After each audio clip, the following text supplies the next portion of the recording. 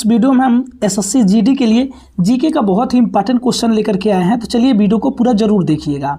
पहला क्वेश्चन है कि चहलगामी, जिन्हें 40 का समूह कहा जाता है, रईसों का गठन निम्नलिखित के शासनकाल के दौरान हुआ था।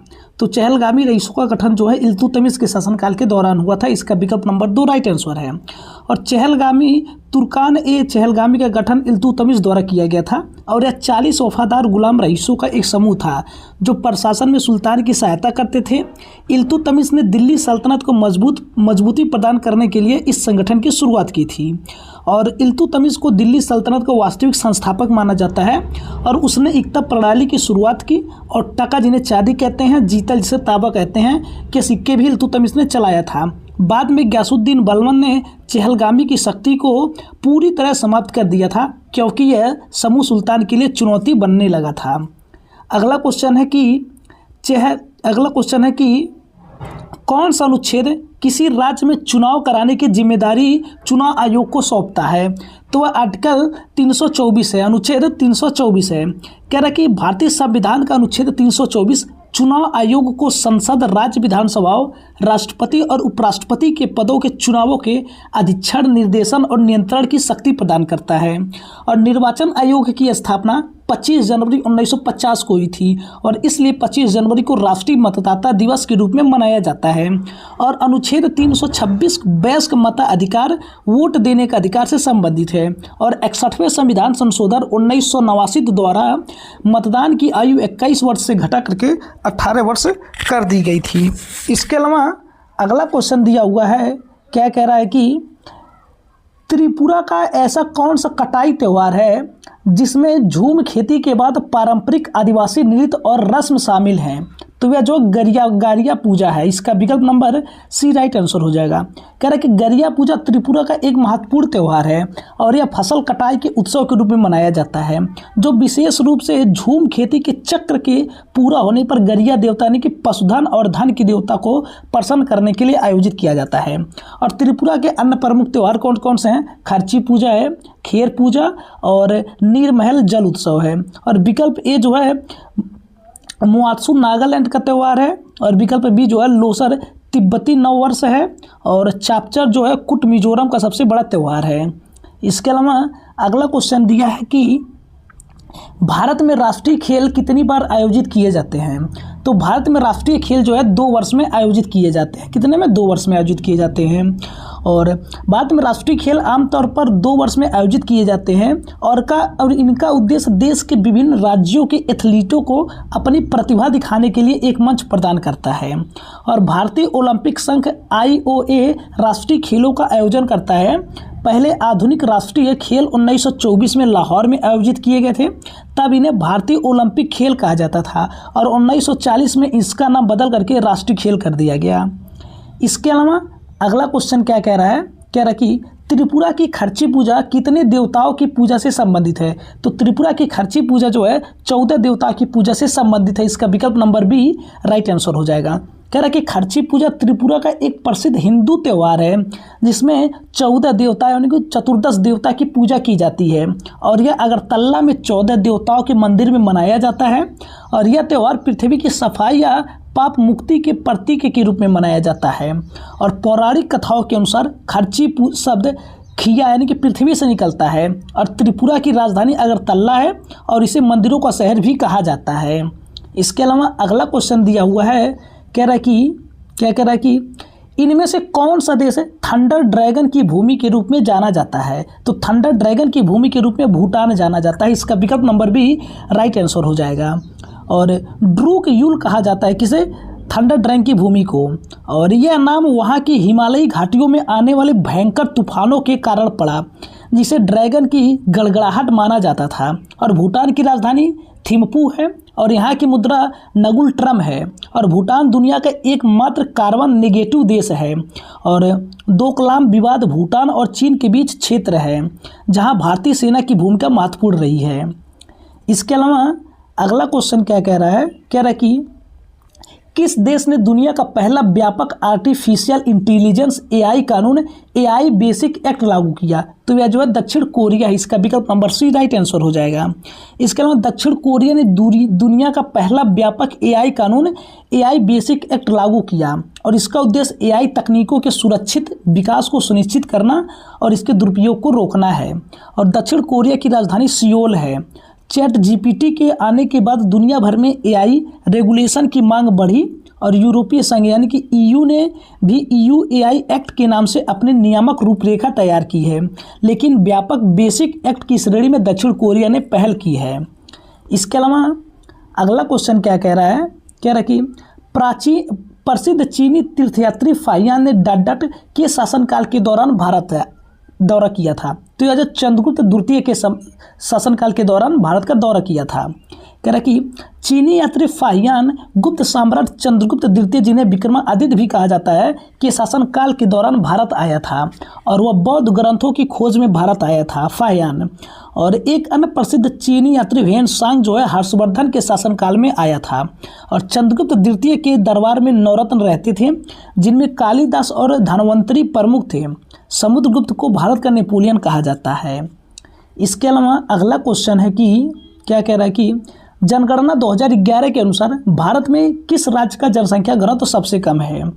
तो यह जो है अरुणाचल प्रदेश का है। इसका विकल्प नंबर सी राइट आंसर है। कह रहे कि 2011 की जनगणना के अनुसार अरुणाचल प्रदेश का जनसंख्या घनत्व भारत में सबसे कम है, जो केवल 17 व्यक्ति प्रति वर्ग किलोमीटर में है। और सर्वाधिक जनसंख्या घनत्व वाला राज्य बिहार है, 1106 व्यक्ति प्रति वर्ग किलोमीटर में है। और केंद्र शासित प्रदेशों में दिल्ली का घनत्व सबसे अधिक है और भारत का औसत जनसंख्या घनत्व 382 व्यक्ति प्रति वर्ग किलोमीटर है। इसके अलावा अगला क्वेश्चन है कि मनरेगा का क्या अर्थ है? तो मनरेगा का अर्थ जो है महात्मा गांधी राष्ट्रीय ग्रामीण रोजगार गारंटी अधिनियम है। इसका विकल्प नंबर बी राइट आंसर है। कह रहा है कि मनरेगा का पूर्ण रूप Mahatma Gandhi National Rural Employment Guarantee Act है और इसे 2005 में पारित किया गया था। शुरुआत में इसका नाम नरेगा था, जिसे 2 अक्टूबर 2009 को बदल करके मनरेगा कर दिया गया। और यह प्रत्येक ग्रामीण परिवार को एक वित्तीय वर्ष में कम से कम 100 दिन के संवैतनिक रोजगार की गारंटी देता है और यह रोजगार ग्रामीण विकास मंत्रालय के अधीन काम करती है। इसके अलावा अगला क्वेश्चन है कि ज्ञानपीठ पुरस्कार विजेता बनने वाले पहले अंग्रेजी भाषा के लेखक कौन है? तो यह जो अमिताभ घोष हैं। इसका विकल्प नंबर ए राइट आंसर है। और अमिताभ घोष 2018 में अंग्रेजी भाषा के लिए ज्ञानपीठ पुरस्कार जीतने वाले पहले लेखक बने और इससे पहले यह पुरस्कार केवल भारतीय संविधान की 8वीं अनुसूची में शामिल भाषाओं के लिए दिया जाता था। और ज्ञानपीठ पुरस्कार भारत का सर्वोच्च साहित्यिक सम्मान है और इसकी स्थापना 1961 में हुई थी। पहले प्राप्तकर्ता जी शंकर कुरुप मलयालम थे और पुरस्कार में 11 लाख रुपए की राशि और वाग्देवी की कांस्य प्रतिमा दी जाती है। अगला क्वेश्चन है कि सामान्य मानव आँख के लिए स्पष्ट दृष्टि की न्यूनतम दूरी लगभग कितनी होती है? तो 25 सेंटीमीटर होती है। इसके अलावा अगला क्वेश्चन क्या कह रहा है? कह रहा है कि जनवरी 2026 में सीनियर भारतीय महिला फुटबॉल टीम का नया मुख्य कोच किसे नियुक्त किया गया है? तो जो है अमेलिया वालवर्ड को घोषित किया गया, नियुक्त किया गया। इसका विकल्प नंबर बी राइट आंसर है। कह रहा है कि जनवरी 2026 में कोस्टा रिका की अमेलिया वालवर्डे को भारतीय महिला राष्ट्रीय फुटबॉल टीम का नया मुख्य कोच नियुक्त किया गया है। उन्होंने थॉमस डेनेरवी का स्थान लिया है और भारतीय फुटबॉल को नियंत्रित करने वाला संस्था AIFF all India football federation है। और भारतीय पुरुष टीम के कप्तान सुनील छेत्री ने हाल ही में अंतर्राष्ट्रीय फुटबॉल से संन्यास लिया है। इसके अलावा अगला क्वेश्चन क्या कह रहा है? कह रहा है कि कौन सा भारतीय राज्य समान नागरिक संहिता UCC लागू करने वाला पहला राज्य बन गया है? तो यह जो उत्तराखंड बना है। उत्तराखंड समान नागरिक संहिता UCC को लागू करने वाला स्वतंत्र भारत का पहला राज्य बन गया है। मुख्यमंत्री पुष्कर सिंह धामी के नेतृत्व में राज्य विधानसभा ने इस विधेयक को पारित किया है।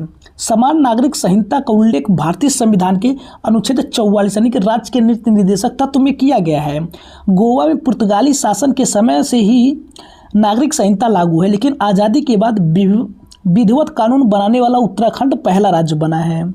इसके अलावा अगला क्वेश्चन है कि क्या कह रहा है कि रोलिंग प्लान अवधारणा किस प्रधानमंत्री के कार्यकाल के दौरान शुरू की गई थी? तो यह मोरारजी देसाई के शासनकाल में किया गया था।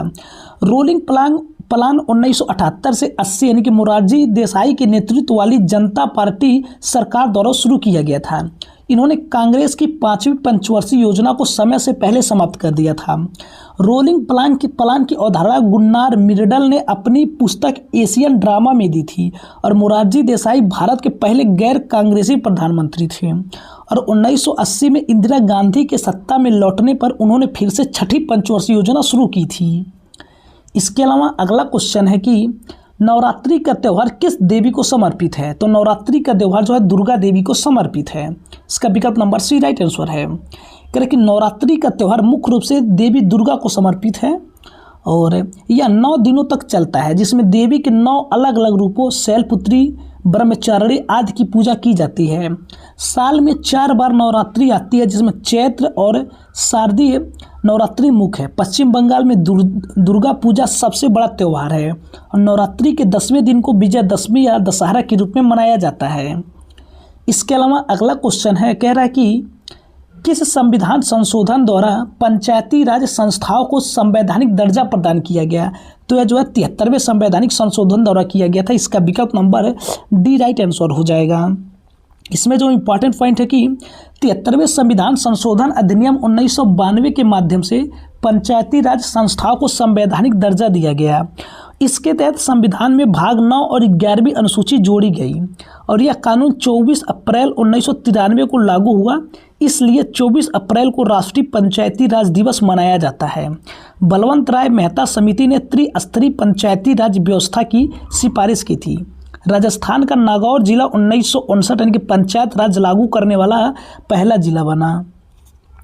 अगला क्वेश्चन है कि क्या कह रहा है, अप्रैल 2026 में किस राज्य के शेखा झील पक्षी अभ्यारण्य को भारत का 99वां रामसर स्थल घोषित किया गया है? तो उत्तर प्रदेश का है। इसका विकल्प नंबर ए राइट आंसर है। कह रहा कि उत्तर प्रदेश के अलीगढ़ जिले में स्थित शेखा झील पक्षी अभ्यारण्य को अप्रैल 2026 में भारत का 99वां रामसर स्थल घोषित किया गया है और यह झील प्रवासी पक्षियों के लिए एक महत्वपूर्ण केंद्र है।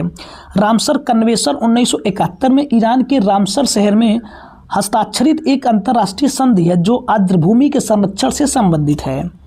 इसके अलावा अगला क्वेश्चन है कि कर्णम मल्लेश्वरी किस खेल में ओलंपिक पदक जीतने वाली पहली भारतीय महिला बनी है? तो भारोत्तोलन में बनी हैं। और कह रहा है कि कर्णम मल्लेश्वरी ने 2000 के सिडनी ओलंपिक में भारोत्तोलन में कांस्य पदक जीता था और यह ओलंपिक पदक जीतने वाली पहली भारतीय महिला एथलीट हैं और इन्हें आंध्र की आयरन लेडी के नाम से भी जाना जाता है। और अन्य महत्वपूर्ण नाम पीवी सिंधु बैडमिंटन में 2 पदक जीतने वाली पहली महिला, मेरिका मुक्केबाजी में पदक जीतने वाली पहली भारतीय महिला हैं। इसके अलावा अगला क्वेश्चन है कि निम्नलिखित में से कौन सा तेल क्षेत्र असम में स्थित है? तो डिगबोई तेल क्षेत्र असम में स्थित है और डिगबोई असम में स्थित है और यह भारत का सबसे पुराना सक्रिय तेल क्षेत्र है और इसे एशिया की पहली तेल रिफाइनरी के रूप में जाना जाता है, जिसकी शुरुआत 1901 में हुई थी।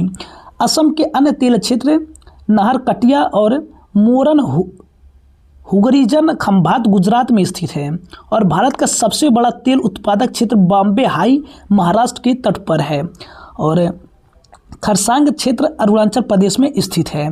तो दोस्तों ये था एसएससी जीडी के लिए जीके का इम्पॉर्टेंट पॉइंट। तो मिलते हैं अगले वीडियो में। धन्यवाद। जय हिंद।